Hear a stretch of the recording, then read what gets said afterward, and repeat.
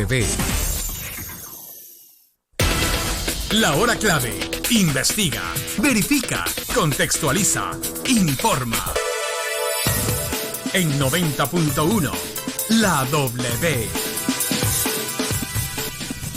Seguimos con más, amigos oyentes. Son las 12 del mediodía con 20 minutos. Vamos a tratar en este momento uno de los temas más álgidos del país, sobre todo por lo que está sucediendo en la Asamblea Nacional. Una ley que fue, o más bien que se está tratando en el legislativo por parte de los diferentes asambleístas, un proyecto de ley que fue enviado por el Ejecutivo y que posiblemente marque el futuro del país, al menos a corto plazo, es decir, en el año 2020. Hay una especie de divergencias entre los diferentes bloques que se ha visto muy marcado en estos días a propósito de poder llegar a consensos para que se pueda evitar que esta ley pase por el Ministerio de la Ley. Así es que vamos a conversar en esta tarde con el asambleísta Juan Cristóbal Lloret para que nos dé a conocer cuál es su perspectiva sobre este proyecto económico y también para que nos comente qué es lo que está sucediendo en la Asamblea Nacional y cuál es la postura también de su bloque. Asambleísta, buenas tardes. Muy buenas tardes, un cordial saludo para ustedes, quienes hacen W Radio y sobre todo para la directa audiencia. Saludos para Yamil, entiendo que John se ha incorporado también al equipo de la W, les felicito por esa incorporación y un saludo muy cordial. Sí, ingeniero, para que nos comente, estamos revisando y al parecer ya la Comisión de Régimen Económico de la Asamblea Nacional aprobó por unanimidad el informe para el segundo y definitivo debate. Ingeniero, ¿alcanza el tiempo, sobre todo, para poder tratar la Ley de Crecimiento Económico, digamos, con un criterio válido por la Asamblea antes de que entre por el Ministerio de la Ley? Sí, bueno, muchas gracias. Algunas reflexiones. Cuando el día de ayer, hasta altas horas de la noche, estuvimos hasta la 1:30 de la mañana en espera de que la Comisión de Régimen Económico pueda aprobar un informe. ¿Por qué era importante que se apruebe un informe? Porque si es que no se aprobaba un informe para ser tratado hasta el día domingo, esta ley, que a mi modo de ver es una ley nefasta, inconstitucional, que no tiene una valoración de los impactos económicos, a decir de los propios proponentes. Fíjense ustedes, estimado Yamil y John, que esta ley tiene un oficio en la cual la subsecretaria de Presupuesto dice que no se puede cuantificar los impactos que va a tener esta ley. Entonces, con todos estos antecedentes y sobre todo el direccionamiento que se le ha dado por parte del gobierno a una ley que busca no privilegiar los intereses de las grandes mayorías del pueblo ecuatoriano, sino sobre todo velar por los intereses de la banca, de uno de los sectores económicos más poderosos que tenemos, como es la banca, nuestra posición ha sido una posición siempre desde el inicio de archivo de esta ley. El día de ayer hasta altas horas de la noche, yo recuerdo, o vienen a mi mente las imágenes que vivía el día de ayer, las mismas imágenes que vivía en la época del Congreso de los 90, en la cual a través de las jugarretas, a través de la mañosería, intentaban pasar las leyes en el Ecuador. De la misma forma intentaron hacerlo en la noche de ayer. Suspendieron el debate, no quisieron tratar una propuesta de moción para que se apruebe un informe, para que ese informe pueda pasar al Pleno de la Asamblea Nacional y que esta ley no pase por el Ministerio de la Ley, como es la pretensión o fue la pretensión del gobierno de Lenín Moreno. Son tiempos muy difíciles, muy oscuros los que está viviendo el Ecuador, porque es evidente que quienes realmente nos gobiernan son los poderes económicos, y esos poderes económicos son los que enviaron esta ley con el apoyo y el aval del Fondo Monetario Internacional para que pueda sucumbir ante la exposición de este organismo y sobre todo en contra de la soberanía económica que tiene el Ecuador. Cuando los representantes del gobierno nacional y el mismo presidente aceptaron reunirse con los dirigentes indígenas y con diferentes sectores para poder llegar a un consenso, para poder generar una alternativa al decreto 883, el discurso del gobierno era que se iba a buscar alternativas para no afectar a los que menos tienen en este país. Sin embargo, estoy observando en este momento a través del Twitter, hay 5.003 tweets que hacen tendencia de ley del saqueo. Según su criterio, ¿a qué hace referencia esto y por qué se ha vuelto una tendencia a nivel nacional con este hashtag, ley del saqueo? Mire, porque lo que se pretende con esta ley es regresarnos a un modelo que lo vivimos ya en la década de los 90. Antes del feriado bancario de 1999 se aprobaron una serie de leyes que lo que buscaba es liberar de los controles a la banca. Esto está ocurriendo en esta ley, por eso lo hemos denominado ley del saqueo, porque van a sacar los recursos de las grandes mayorías del pueblo ecuatoriano y sobre todo de la clase media para que puedan ser embolsados en las jugosas chequeras de la banca. ¿Por qué? Les doy algunos elementos de lo que están inmersos en esta ley. Por ejemplo, lo que planteaban era que la banca elimina el coeficiente de liquidez doméstica. ¿Qué es esto? Me van a preguntar. Es los excesos de liquidez que tiene la banca, que ya no pueden servir para el desarrollo del país, pero sí pueden sacarlo. Es más, elimina el coeficiente, no es que lo reduce, elimina, y le da la posibilidad de que fuguen del país alrededor de 2.500 millones de dólares, 3.000 millones de dólares, para que puedan servir al desarrollo de otros países, en las Islas Caimán, en Panamá, en Miami, pero no puede servir para poder prestar a los ecuatorianos. Pero aquí hay un elemento que es importante. Cuando escasea la liquidez o los excesos de liquidez de la banca, hay agentes especulativos que hacen que suba la tasa de interés. Y esta ley privilegia a la banca en el sentido de que se eliminan los techos a las tasas de interés. Eso es muy grave, azuayos, cuencanos. Por eso estamos en esta posición muy fuerte, muy dura, incluso puede ser vista como radical. Pero lo que se está planteando es que eliminen los techos a las tasas de interés. Es decir, si yo tengo una hipoteca, por ejemplo, una hipoteca de mi casa, que se reajusta la tasa de interés cada 90 días. En 6 meses, en 8 meses, cuando se apruebe, si es que se apruebe esta ley, esa tasa puede variar y eliminan la posibilidad de poner los techos o los límites en los techos a las tasas de interés. O sea, el interés, si es que hoy es del 9%, en 6 meses podría ser, dependiendo de las condiciones del país, que no son buenas de por sí, podría terminar pagando el 12, 13, 15%, es decir, me afectan a mi cuota mensual en el caso de mi hipoteca. Pero no solo eso, tenemos un fondo de seguro de depósitos, todos los cuenta ahorristas, los cuenta correntistas. Ese fondo de seguro de depósitos es en este momento público, quieren privatizarlo para que puedan sacar esos recursos del país. Y ahí hay un elemento adicional. Quienes tienen que velar por el control y el manejo financiero es la Junta de Política y Regulación Monetaria y Financiera, según la actual ley. Quieren pasar a que una nueva junta puesta a dedo por el presidente de la República con 10 años de experiencia, sobre todo en el sector financiero. ¿Quiénes son los que tienen 10 años de experiencia en el sector financiero? Precisamente la banca. Entonces ellos son los que van a controlar la nueva junta de política monetaria y financiera en esta ley para poder regular o desregular al sector financiero. Pero aquí hay una cosa que me llama la atención. Por primera vez en la historia de este país, quienes van a fijar la tasa de interés ya no va a ser el Banco Central, va a ser la Junta Monetaria. Es muy grave. Si le puedo interrumpir, justamente usted señalaba que la posición, al menos de su bancada, ha sido radical. Hay otras posiciones también, como por ejemplo la de la CONAIE, que pidió que se archive esta ley. ¿Qué se está haciendo? ¿Qué se puede hacer desde la Asamblea para evitar que en el Ecuador haya un nuevo paro, que haya nuevo caos, que haya nuevas afectaciones por temas de decisiones del Ejecutivo? Y también quisiera saber si ya les llegó el informe de la Comisión Económica, cuáles son las cosas que se están planteando cambiar dentro de esta ley para que no entre por el Ministerio de la Ley. Mire, justamente para que no entre por el Ministerio de la Ley, nuestra bancada tomó una decisión hoy en la mañana. Tomamos la decisión de apoyar un informe que es un informe mutilado, que es un informe mal hecho. Ahí se muestra y se pone en evidencia la mediocridad de quienes están al frente de esta comisión de régimen económico. Pero sin embargo, esa era la única posibilidad que teníamos para que esto se debate y que no pase por el Ministerio de la Ley. Entonces nos tocó y nos vimos obligados a votar a favor de este informe, que es un mamotreto de informe.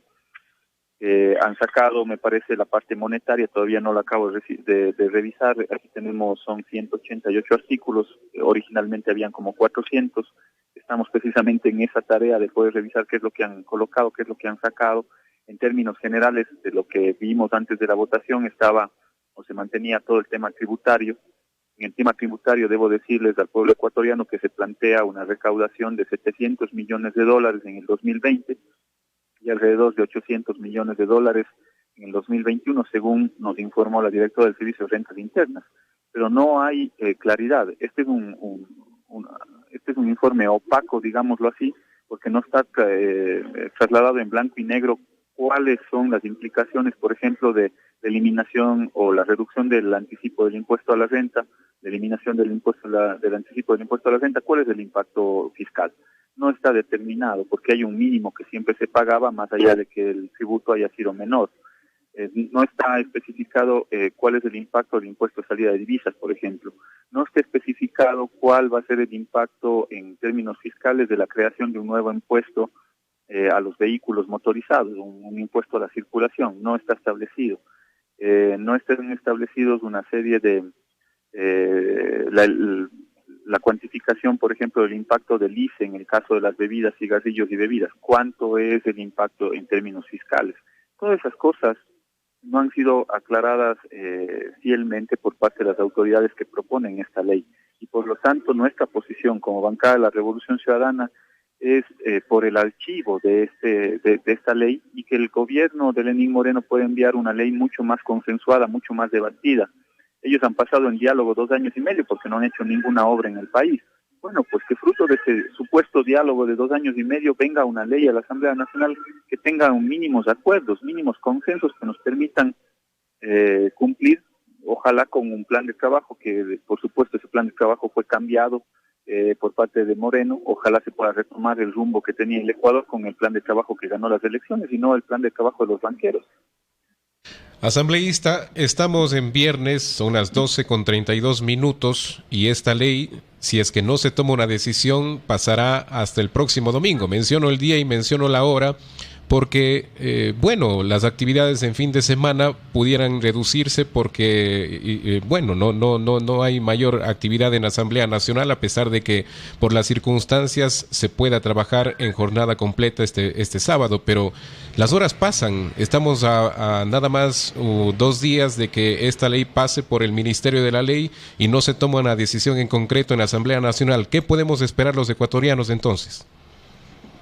Bueno, hay que estar expectantes del día domingo, porque una vez que se ha aprobado este informe, si algo logramos es que el domingo se convoque a una sesión de la Asamblea y ahí podamos debatir. Ojalá la tesis mayoritaria sea por el archivo de esta ley. Esa es la posición de nuestra bancada, no así del resto de bancadas.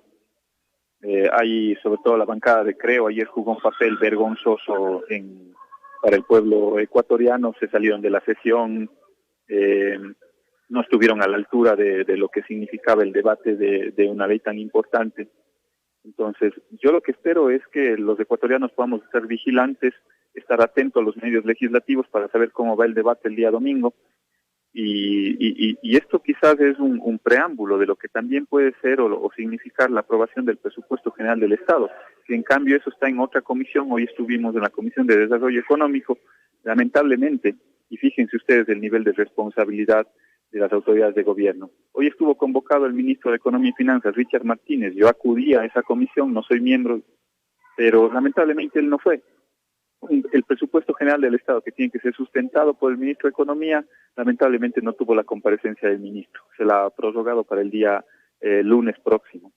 Tenía que estar sustentado por el secretario de Planificación. No estuvo el secretario de Planificación, estuvo una autoridad subrogante que no nos dio las luces de cómo va a impactar el presupuesto en los objetivos de desarrollo. Ese es el nivel que tenemos en el Ecuador, ese es el nivel de autoridades y de compromiso y de responsabilidad que tienen las autoridades del actual gobierno. Lamentablemente en los temas económicos es un desastre total lo que está viviendo el Ecuador. Ahora, en la Asamblea, de darse el debate el domingo, ¿ustedes votarían algo que no parecería, digamos, común, junto con el Partido Social Cristiano, para que se archive la ley? ¿Tienen otras ayudas, otros apoyos? ¿Creen que se pueda archivar el proyecto? ¿Creen que va a pasar por el Ministerio de la Ley? ¿Creen que habrán pequeños cambios quizás propiciados por Creo y la bancada afín al régimen de Moreno? ¿Cuáles son las expectativas para el domingo en cuanto a votación? Bueno, en cuanto a votación, la posición de la bancada de la Revolución Ciudadana, que fue, insisto, desde el inicio, cuando vimos las consecuencias de este proyecto, lo dijimos, dimos una rueda de prensa y marcamos nuestra posición. A esa posición se han sumado otras fuerzas, en buena hora. Más allá de las diferencias de carácter ideológico y político con con el social cristianismo, ellos también ven que es inconveniente este proyecto de ley para el desarrollo del país. Se han sumado también otras visiones, sobre todo el sector indígena, y ahí entiendo que la bancada de Integración Nacional o el BIN podría también estar a favor de la tesis del archivo. Lo que me llama la atención, e inclusive algún otro sector del mismo oficialismo, de la misma Alianza País, en esta semana dieron una rueda de prensa conjuntamente con algunas bancadas, entre las cuales estaba Suma, Partido Social Cristiano, estuvimos nosotros, estuvo el BIN, y estuvieron también legisladores de Alianza País, porque saben que este proyecto de ley no es beneficioso para todos los ecuatorianos. Si ustedes revisan las intervenciones del día de ayer en la comisión, los propios legisladores de Alianza País tenían una serie de reparos para este proyecto de ley. Entonces, cuando vemos que hay una serie de reparos y no hay quien apoye este proyecto, ni los propios asambleístas del oficialismo, del gobierno de Moreno, hay un solo camino. No podemos perdernos. El único camino es el archivo de esta ley. Salvo los intereses de la banca, que se ven evidenciados por Creo, que son los únicos que nuevamente han incorporado unos cambios al informe, incorporando todo el tema monetario, todo el tema fiscal. Yo no veo otro apoyo que no sea una parte del oficialismo, quizás el mismo movimiento Creo, y el resto de bancadas podrían estar en una tesis o bien del archivo, que esa es nuestra posición, o bien quizás algunos puedan tener unas tesis de tratar de corregir un Frankenstein, que les digo con sinceridad, yo no sé si es peor tratar de corregir un Frankenstein o generar un nuevo proyecto de ley. A mí me parece que lo viable sería generar un nuevo proyecto, una nueva iniciativa que pueda provenir del propio Ejecutivo. Ahora, asambleísta Lloret, tenemos la ley de crecimiento económico que no pasaría en caso de que las bancadas se pongan de acuerdo. Tenemos un presupuesto que está prácticamente en el limbo, desconocido, que no ha sido presentado ante la comisión respectiva, y tenemos un diálogo con las bases indígenas estancado desde hace un mes. Teniendo en cuenta el panorama que se ha dado en toda Latinoamérica, las protestas sociales, ¿cómo evadir ese fantasma? ¿Qué es lo que podemos hacer o lo que pueden hacer ustedes como autoridades para evitar nuevos levantamientos en el país? Mire, lo que ustedes resumen tiene total objetividad. Hay un gobierno que no ha logrado, el año anterior ya no logró aprobar un presupuesto. El presupuesto que se está desarrollando en el 2019 es un presupuesto prorrogado. Perdón, un presupuesto no aprobado por la Asamblea Nacional, entró por el Ministerio de la Ley. En este año hay unas serias dudas sobre este presupuesto y pasando por los temas de inconstitucionalidad. Hay una reducción del presupuesto en salud, en educación, sobre todo las universidades. Hay un gobierno que no ha podido sostener el diálogo con diferentes frentes o organizaciones sociales, sobre todo los sectores campesinos. Hay un gobierno que no logra aprobar una ley económico urgente, una ley que está amparado en el Fondo Monetario Internacional. Hay un gobierno que tiene el nivel de credibilidad más bajo de los últimos 20 años. Hay un gobierno que no tiene un nivel de aprobación, me parece que está en alrededor del 15%. Entonces, yo creo que el panorama es muy difícil para el Ecuador, inclusive, así se logre aprobar una ley como la que se está planteando. El país está polarizado, el país está dividido. Yo no veo salidas desde el punto de vista político, mucho menos desde el punto de vista económico. La economía va a decrecer este año y seguramente el próximo también. Es decir, no veo una luz al final del túnel. Por el momento no la veo, lamentablemente, salvo en la posibilidad que tengan algunos otros sectores progresistas desde la izquierda hacia el centro de poder sumar los esfuerzos con miras a poder avanzar, quizás en los mecanismos constitucionales, una posible revocatoria del propio mandato del presidente Moreno. Nosotros lo hemos propuesto, lamentablemente no como este gobierno es un gobierno que controla todos los otros poderes del Estado, no ha logrado pasar por el control en las diferentes instancias. Pero seguramente ante ese escenario no veo otra salida que sea una salida política en medio de toda una serie de incertidumbres que se viven lamentablemente en el Ecuador tras la traición del gobierno de Moreno, no a su movimiento, la traición al propio pueblo ecuatoriano cuando trata de implementar un modelo que no es un modelo que ganó las elecciones. Bien, hemos conversado con el asambleísta por el ASOY, Juan Cristóbal Lloreden, esta tarde. Le agradecemos a usted por su tiempo en este espacio. Muchas gracias a ustedes. Me alegro mucho por John, que esté incorporado al equipo de la W, y sobre todo a ustedes por el espacio que nos brindan. Un abrazo muy cordial y un saludo a todos los cuencanos y azuayos que nos escuchan. Gracias. Estaremos pendientes de las decisiones que se tomen en el legislativo sobre este proyecto de ley que fue enviado a la Asamblea Nacional y que tiene como posibilidad de que no se debatan como el pueblo ecuatoriano lo requiere estos